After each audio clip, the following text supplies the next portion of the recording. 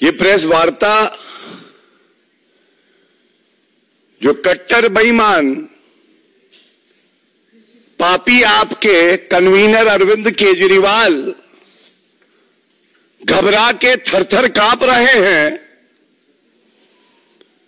उस विषय पे है। और इस मंच से आज जो जनता के सवाल हम उठाने जा रहे हैं, हमें यकीन है कि कट्टर बेईमान अरविंद केजरीवाल एक शब्द उत्तर नहीं देंगे। और ऐसा क्यों है मैं आपको बताता हूं। जांच एजेंसियां आज बाज बन के ईमानदारी से भ्रष्टाचारियों को काट रही हैं, उनसे जनता की जो गाड़ी कमाई है उसका हिसाब मांग रही हैं। लेकिन कट्टर बेईमान अरविंद केजरीवाल जो कभी ये कहते थे कि भारत से भ्रष्टाचार को खत्म करना है, ये दीमक है। आज भारतीय राजनीति का वो भ्रष्टाचारी दीमक बन गए हैं, जिनको ये गलत फहमी है, ये गुमा है कि मैं कानून से ऊपर हूं।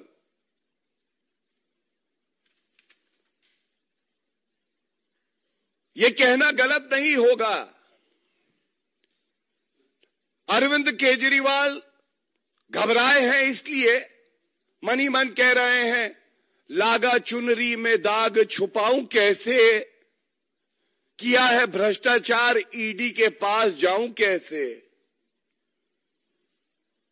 कानून की ताकत, संविधान का रसूख, जांच एजेंसियों की ईमानदारी आज कट्टर बेईमान अरविंद केजरीवाल पे भारी पड़ रही है। ये सवाल सबके मन में आता है, जो अरविंद केजरीवाल भारत में राजनीति में ये कह के आए कि किसी पे आरोप लगे तो इस्तीफा दे दो, ईडी उनको पहला समन भेजती है नवंबर 2023 में। अरविंद केजरीवाल स्वयं को सर्टिफिकेट दे के कहते हैं, मैं कट्टर ईमानदार हूं। संविधान की आपने शपथ ली है, तो आपको तो चाहिए कि ईडी के पास स्वयं जाएं, खाता और बही दें और दिखाएं कि आपने कोई भ्रष्टाचार, कोई पाप नहीं किया। लेकिन अरविंद केजरीवाल को लगता है खाता ना बही, जो भ्रष्टाचारी अरविंद केजरीवाल कहे वो ही सही। एक चिट्ठी लिखते हैं वो, और वो ईडी को कहते हैं कि अपना समन वापस लो। आजाद भारत के इतिहास में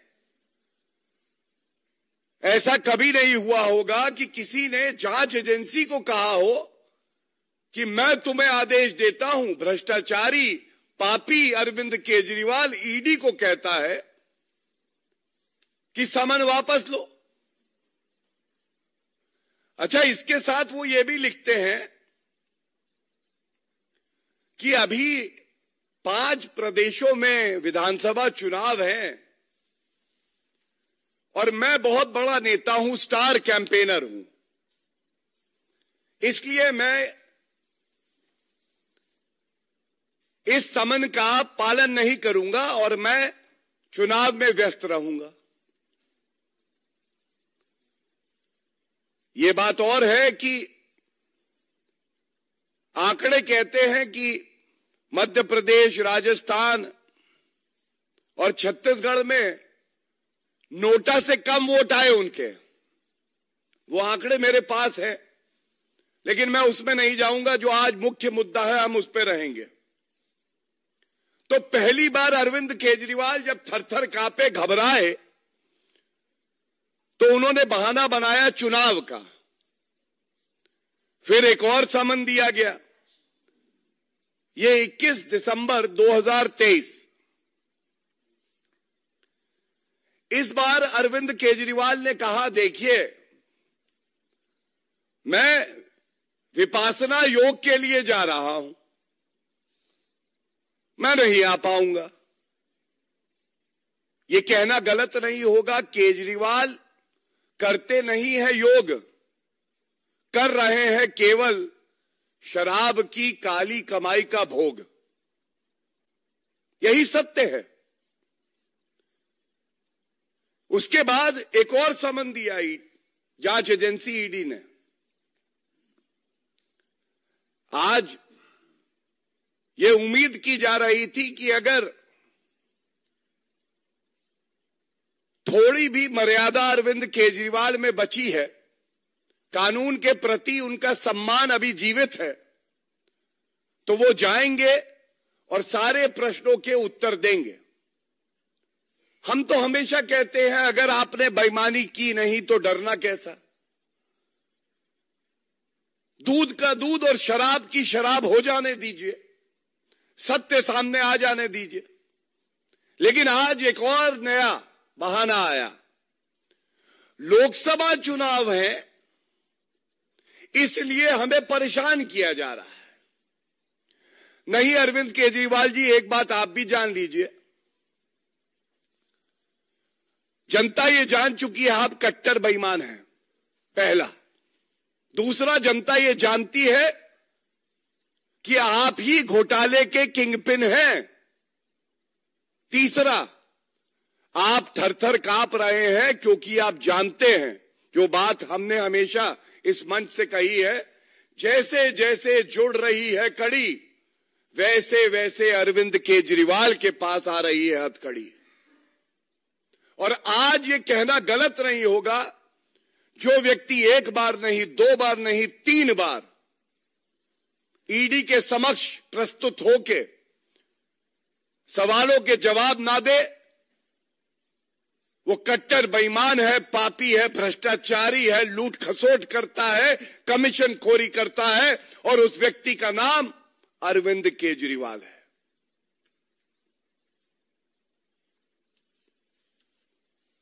It would not be wrong to say that Mr. Arvind Kejriwal today is afraid because he knows that his arrest is imminent. He is aware that he is the kingpin and having no answers, he is trying to evade the process of law. Mr. Arvind Kejriwal, you are not above the law of the country. When you order the investigating agency to withdraw the summon, it shows the lack of respect that you have for the rule of law of our country. And I must say, Arvind Kejriwal, you have mastered the art of deceit, corruption, propaganda, and this has become synonymous to you. नौटंकी चलेगी नहीं। और अरविंद केजरीवाल के संदर्भ में यह कहना गलत नहीं होगा कि नौटंकी है फुल, जवाबदेही है गुल। कौन व्यक्ति ये कह सकता है? पहले कहते हो कि घोटाला हुआ नहीं, क्या ये सत्य नहीं है? और ये तथ्य जो है मैं रख रहा हूं। जब इन्होंने कहा कि पूर्व उप मुख्यमंत्री मनीष सिसोदिया कट्टर ईमानदार हैं, मित्रों आज हमें यह याद रखना होगा, 10.5 महीने हो गए, 10.5 महीने हो गए जिसको कट्टर ईमानदार का सर्टिफिकेट देते थे, उस आरोपी को बेल सुप्रीम कोर्ट ने नहीं दी। संजय सिंह, इनकी गिरफ्तारी हुई, आज 3 माह से ऊपर हो गया, इनको बेल नहीं मिली। और ये दोनों तो कठपुतली हैं। ये कठपुतली चला कौन रहा है? किंगपिन का नाम है अरविंद केजरीवाल। और सर्वोच्च न्यायालय ने जब सुनवाई हुई, एक बेहद महत्वपूर्ण टिप्पणी करी। उन्होंने कहा ये जो प्रोसीड्स ऑफ क्राइम है, जांच एजेंसियों का केस है कि इस काले धन का प्रयोग पापी आपने अपनी पार्टी की गतिविधियों को बढ़ाने के लिए किया, तो टॉप लीडर से भी पूछताछ क्यों नहीं होती? ये टिप्पणी की गई। और हम सब जानते हैं कि आम आदमी पार्टी पापी आप में बिना अरविंद केजरीवाल से पूछे पत्ता नहीं हिलता। तो ये इतना बड़ा शराब का घोटाला कैसे हो गया? आज अरविंद केजरीवाल को ईडी के समक्ष जाके सारे तथ्य रखने चाहिए थे, सारे साक्ष्य रखते और दिखा देते जनता को कि अगर उन्होंने कहा था कि ईमानदारी की राजनीति करने वो आए हैं तो उस पथ पे वो चल रहे हैं, लेकिन ऐसा हुआ नहीं और ये बहुत दुख की बात है। और इसके साथ ये भी आज पूछा जाएगा, ये बार बार जो कहते हैं कि चुनाव आ रहा है, विपक्ष के नेताओं को परेशान किया जा रहा है। दो पहलू बड़े महत्वपूर्ण हैं। पहला, एक सर्वोच्च न्यायालय या उच्च न्यायालय का आदेश दिखाएं, विपक्षी पार्टी का कोई नेता जिसके ऊपर भ्रष्टाचार की कार्रवाई हुई और न्यायालय ने उसको निरस्त कर दिया, रद्द कर दिया। एक नहीं, बल्कि आप सबको ज्ञात है कि 14 पार्टियां सर्वोच्च न्यायालय गई, इसी तरह की दलीलें दी गई और वो याचिका निरस्त हुई। दूसरा, अपने आप को कट्टर ईमानदार कहते हो, इस मंच से चुनौती है अरविंद केजरीवाल, कट्टर बेईमान।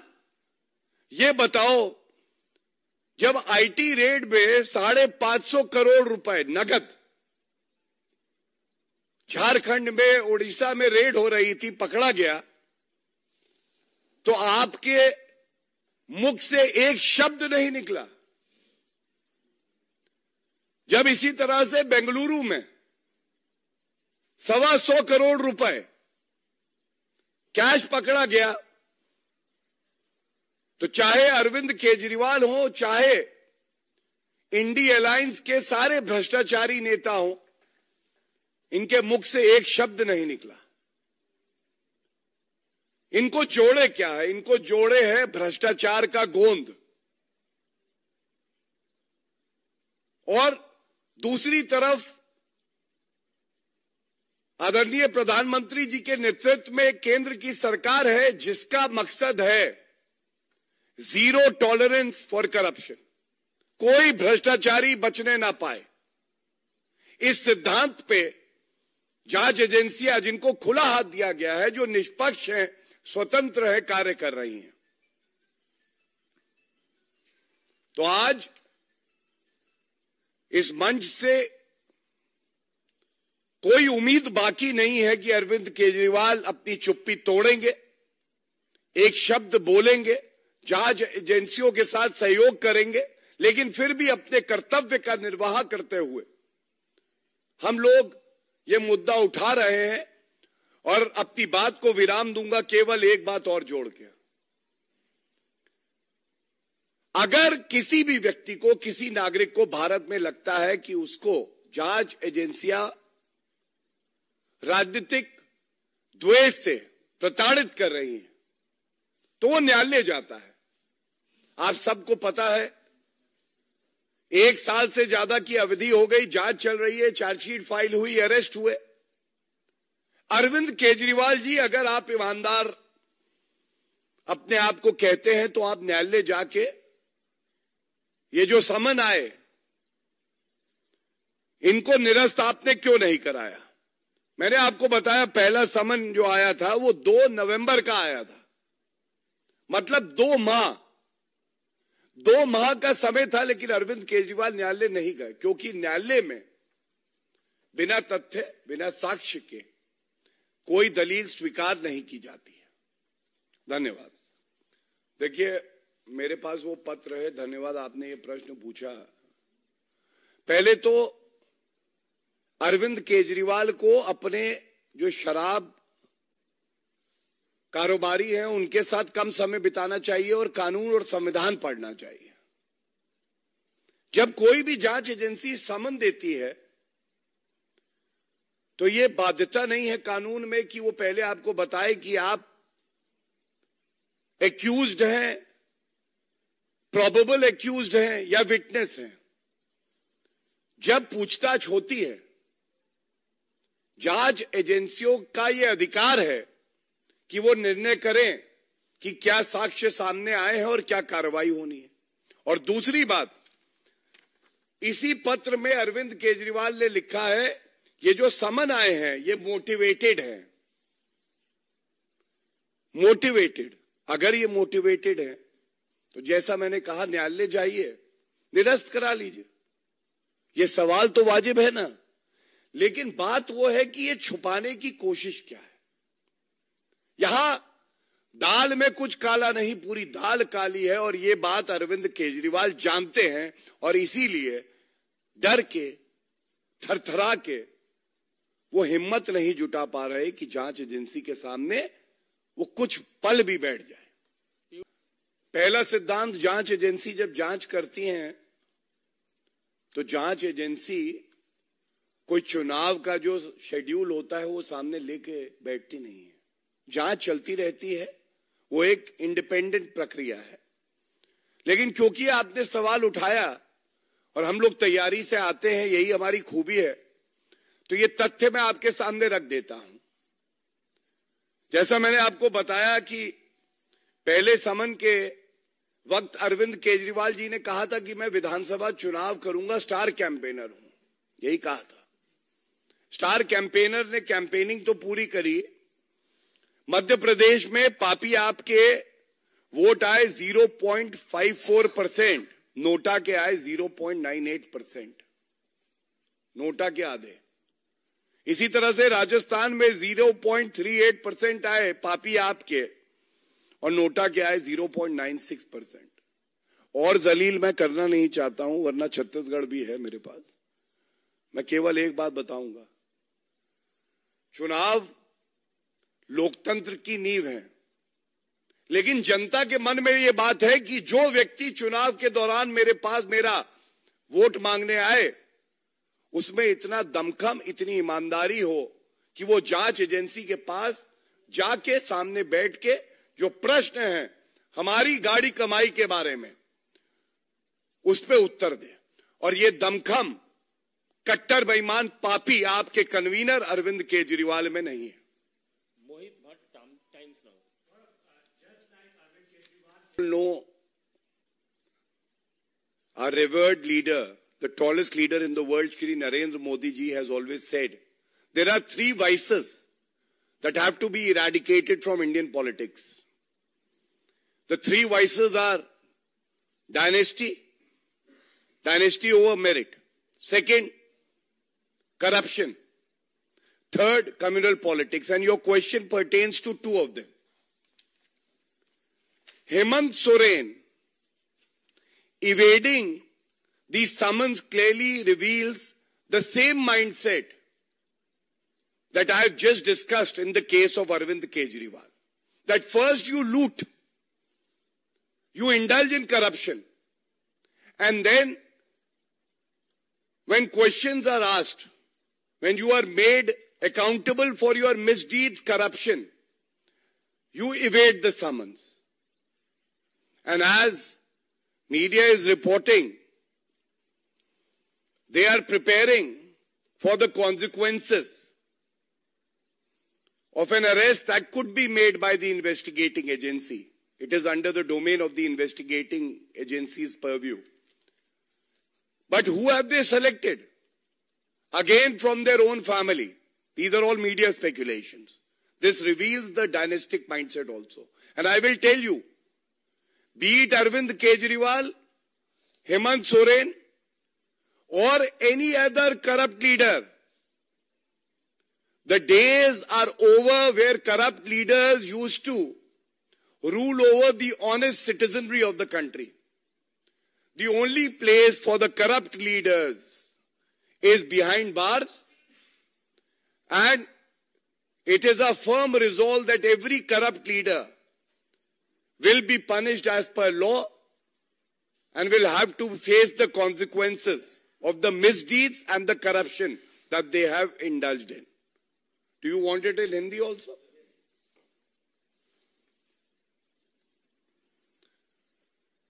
देखिए, इस प्रश्न पे आप याद करिए, भारतीय जनता पार्टी और आदरणीय प्रधानमंत्री श्री नरेंद्र मोदी जी ने हमेशा एक बात कही, ये जो इंडी अलायंस है,